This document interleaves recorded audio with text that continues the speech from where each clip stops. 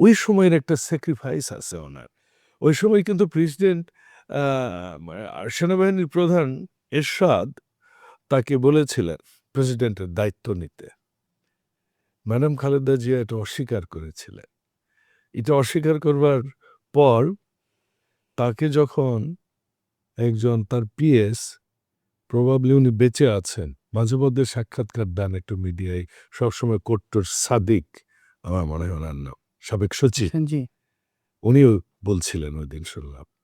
তো উনি ম্যাডামকে বললেন যে, "আপনি নিলেন না কেন? তো নিতে পারতেন।"